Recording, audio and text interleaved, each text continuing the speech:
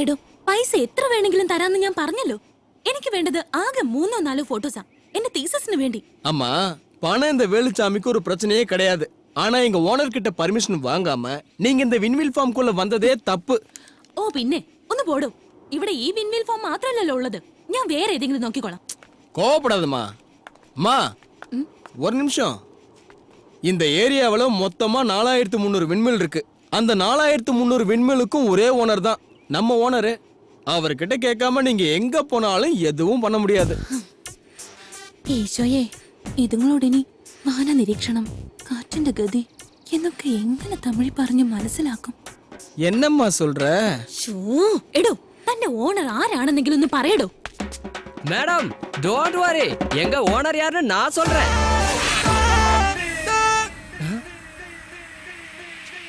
பாத்தீங்களா நம்ம தலைவரோட டைமிங்க, சொல்லி முடிக்கிறதுக்குள்ள வந்துட்டாரு.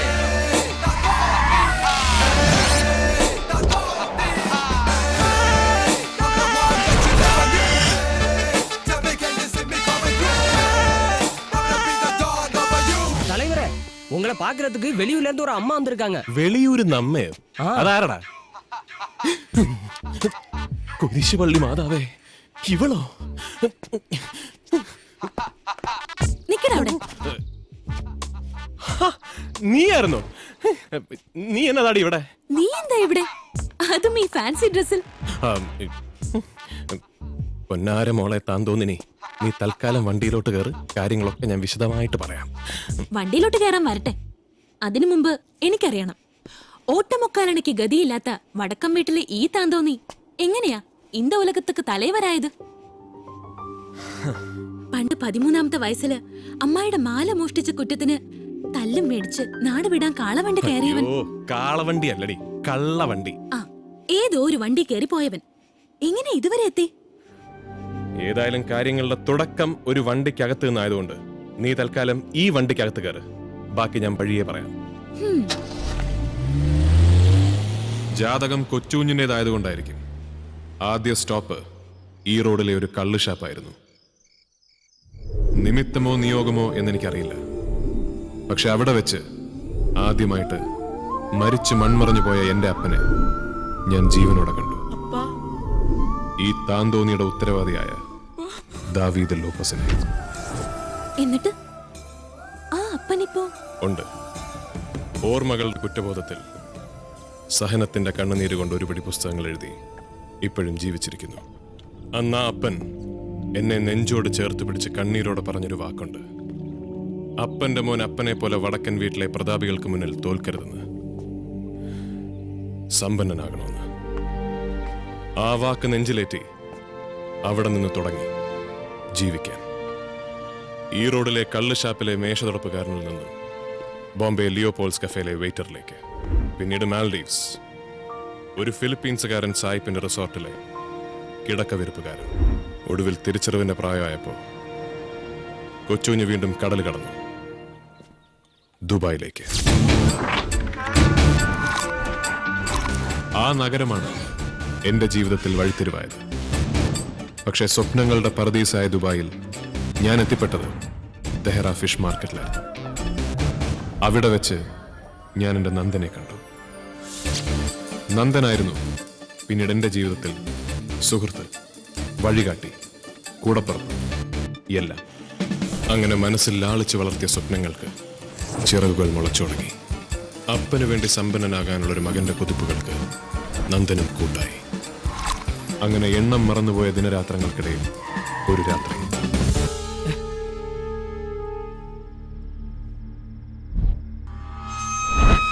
കൊച്ചു, എന്തോ പ്രശ്നമുണ്ട്, നീ വണ്ടി തിരികെ. കൊച്ചു,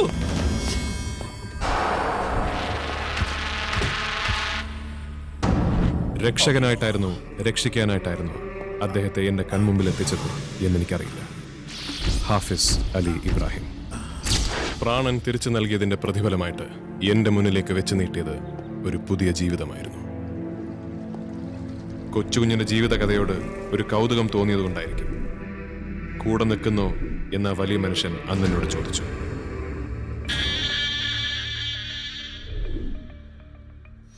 ലക്ഷ്യത്തിലെത്താൻ ഇറങ്ങി പുറപ്പെട്ടവന്റെ ജീവിതം ജയിച്ചു കാണിക്കാൻ. അങ്ങനെ വടക്കൻ വീട്ടിൽ കൊച്ചുകുഞ്ഞ് ഹാഫിസ് അലി ഇബ്രാഹിമിന്റെ വലങ്കൈയായി. പ്രത്യക്ഷത്തിൽ ഒരു ഷിപ്പിംഗ് കമ്പനി ആയിരുന്നുവെങ്കിലും നിയമത്തിന്റെ ഇരുവശങ്ങളിലുമായി ഗൾഫ് എമ്പാടും പടർന്നു കിടന്നിരുന്നു ഹാഫിസ് ഭായിയുടെ സാമ്രാജ്യം. മുഹമ്മദിന്റെ പുണ്യഭൂമിയിലെ വാഴ്ത്തപ്പെടാത്ത സുൽത്താനായിരുന്നു ഹാഫിസ് അലി ഇബ്രാഹിം. ബാപ്പയ്ക്ക് ഇതിന് തടസ്സം നിൽക്കാൻ എന്ത് അധികാരമാ ഉള്ളത്? മക്ക ഷിപ്പിംഗ് ആൻഡ് ലോജിസ്റ്റിക്സിന്റെ ബോർഡ് ഓഫ് ഡയറക്ടേഴ്സിന്റെ അംഗങ്ങളാ ഞങ്ങൾ 3 പേരും. ഇത് ഞങ്ങൾ കൊടുത്ത വാക്കാ. ഇത് നടക്കാതെ പോയ കോടികളുടെ നഷ്ടം മാത്രമല്ല സംഭവിക്കുക, പുറത്തിറങ്ങി നടക്കാൻ പറ്റാതാവും ഞങ്ങൾക്ക്. പറ്റാതാകണം, എന്നാലേ നീയൊക്കെ പഠിക്കൂ.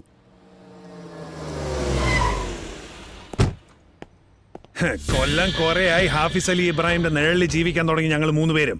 ഇനി ഞങ്ങൾക്കും വേണം ഒരു ജീവിതം. അതിന് വിളങ്ങ് തടിയായി നിൽക്കുന്നവരെ എങ്ങനെ ഒഴിവാക്കണമെന്ന് ഞങ്ങൾക്കറിയാം. അത് സ്വന്തം ബാപ്പയായാലും. മതിയടാ, വൈകാതെ ഒരു ദിവസം ഇത് കേൾക്കേണ്ടി വരുമെന്ന് എനിക്കറിയാമായിരുന്നു. ഇനി ഹാഫിസ് ഭായിയുടെ വീട്ടിലും ഈ ബാപ്പയുടെ മനസ്സിലും ഈ 3 മക്കൾക്ക് സ്ഥാനമില്ല. ഇറങ്ങിക്കോണം ഇപ്പോ, ഈ നിമിഷം.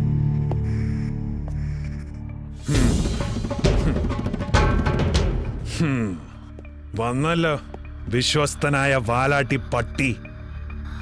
കിളവൻ ചത്തൊടുങ്ങുന്നതിന് മുമ്പേ 4 കാശ് സമ്പാദിച്ച ഒരു ജീവിതം ഉണ്ടാക്കാൻ നോക്കടാ.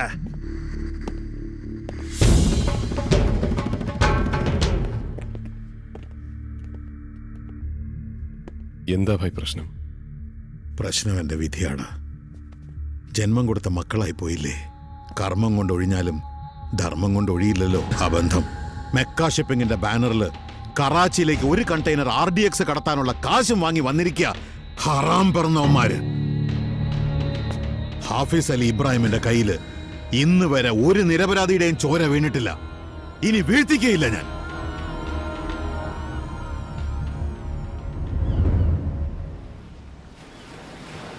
നന്ദ, എനിക്ക് പേടിയാവുന്നടാ. സ്വന്തം ബാപ്പയാണെന്ന് പോലും അവന്മാർ നോക്കില്ല.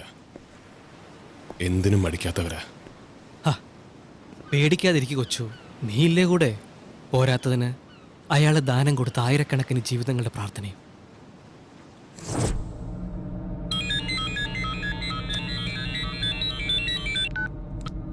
ഹലോ ഭായ്.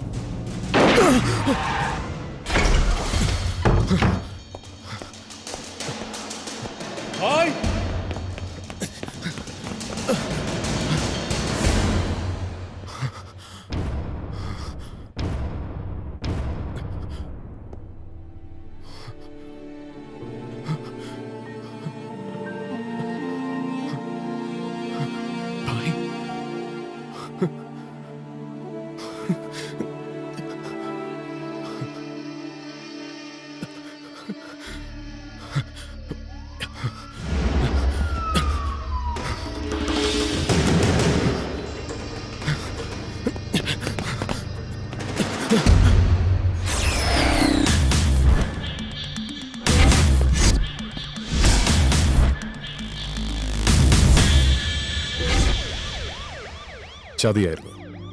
സ്വന്തം അച്ഛനെ പോലെ സ്നേഹിച്ച ആ മനുഷ്യന്റെ കൊലപാതക കുറ്റം എന്റെ തലയിൽ കെട്ടിവെച്ചതിന്റെ പേരിൽ 4 കൊല്ലം നരകിച്ചു ഞാൻ ദുബായ് ജയിലിൽ. 4 കൊല്ലം വേണ്ടി വന്നു എന്റെ നിരപരാധിത്വം തെളിയിക്കപ്പെടാൻ. ഒടുവിൽ തെളിയിക്കപ്പെട്ടതിന്റെ പിന്നിൽ എന്റെ ജീവിതത്തിലെ അടുത്ത അധ്യായമായിരുന്നു അഡ്വക്കേറ്റ് ആനന്ദ് ശർമ്മ. பல வருஷங்களுக்கு முன்னாடியே அவர் பிள்ளைங்களை பற்றி அவருக்கு தெரிஞ்சிருக்கு. அதனால தான் அவர் கஷ்டப்பட்டு சம்பாதிச்ச சொத்தை அவங்க பேருக்கு அவர் எழுதி வைக்கல.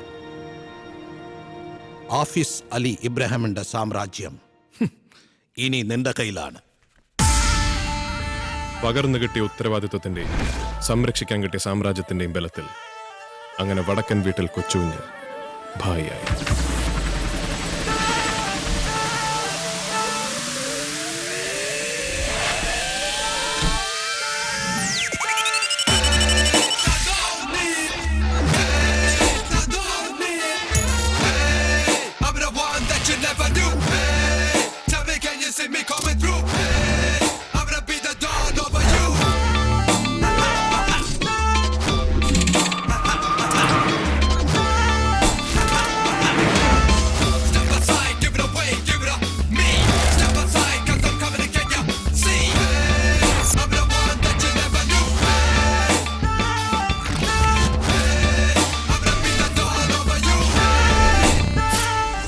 വഴികാട്ടിയായ അച്ഛനും വഴിമുടക്കിയായി വളർത്തുമകനും കൂടെയില്ലാതെ വന്നപ്പോൾ ഹാഫിസ് അലി ഇബ്രാഹിമിന്റെ മക്കൾ സ്വയം നശിക്കുകയായിരുന്നു. ഒരു തെറ്റിൽ നിന്നും മറ്റൊരു തെറ്റിലേക്ക്. പക്ഷെ ഒടുവിൽ പിടിക്കപ്പെട്ടു. ഇവിടെ ഇന്ത്യയിൽ വെച്ച് തൂത്തുക്കുടി ഹാർബറിൽ വന്നിറങ്ങിയ 2 carton AK-56 rifles Tamil Nadu police കണ്ടെടുത്തു. ജീവപര്യന്തമായിരുന്നു. അത് പിന്നീട് പണത്തിന്റെയും സ്വാധീനത്തിന്റെയും ബലത്തിൽ 5 വർഷമായി ഇളവിയത് കിട്ടി. ഒരു കണക്കിന് ഇങ്ങനൊരു ഫ്ലാഷ് ബാക്ക് ഓപ്പൺ ചെയ്യാൻ ഇന്ന് എന്തുകൊണ്ട് നല്ല ദിവസമാണ്. ഹാഫിസ് ബായുടെ മക്കളുടെ 5 വർഷത്തെ ജയിൽവാസം ഇന്ന് അവസാനിക്കുകയാണ്. കൊച്ചുഞ്ഞെ, നിന്റെ അപ്പനെ എനിക്കൊന്ന് കാണാൻ പറ്റൂടാ? കാണും. നീ മാത്രമല്ല, വടക്കൻ വീട്ടിലെ എല്ലാ പ്രമാണിമാരും എൻ്റെ അപ്പനെ കാണും വൈകാതൊരു ദിവസം. പക്ഷെ അതിനു മുമ്പ് കഴിഞ്ഞ 6 വർഷങ്ങളായി ഞാൻ ചുമക്കുന്ന ഒരു ഭാരം നാളെ ഇറക്കി വെക്കാൻ പോവാണ്.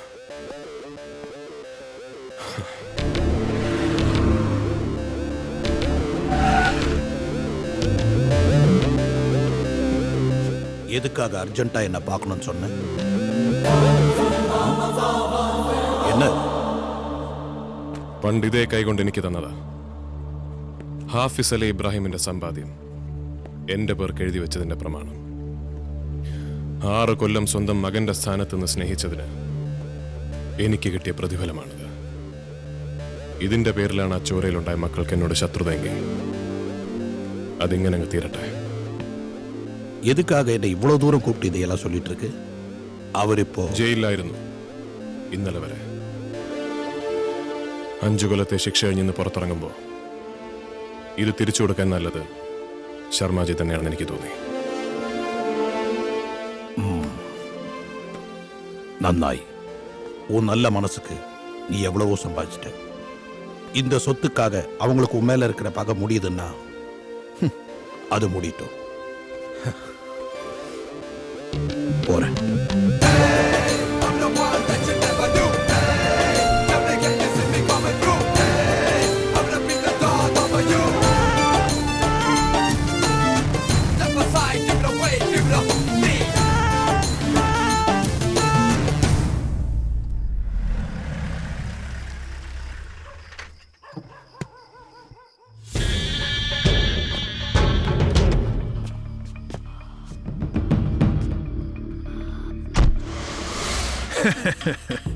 என்னடா நினைச்ச?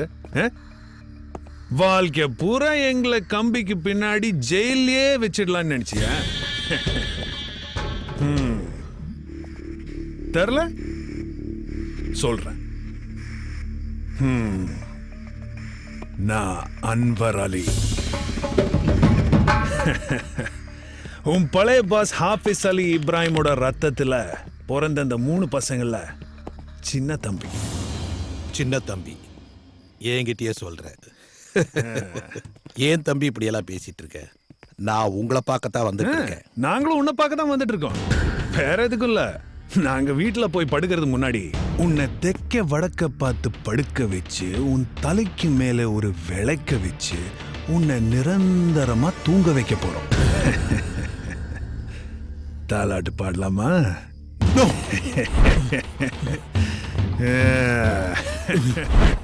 என்ன ஒண்ணும் பண்ணிடாத. நான் நியாயத்துக்காக தான் வாதாடிட்டு இருக்கேன். உங்க சொத்தை எல்லாம்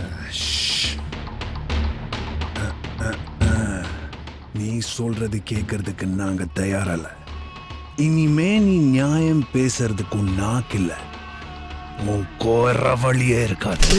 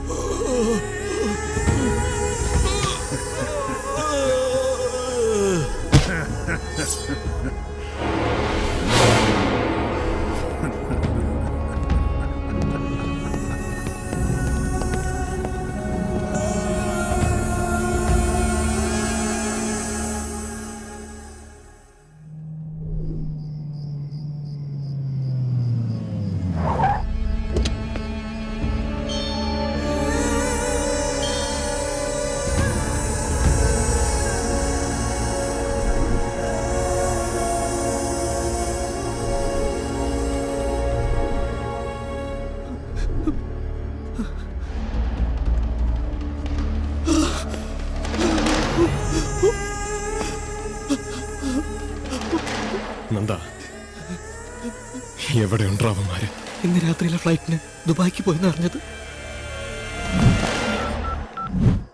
ഭായ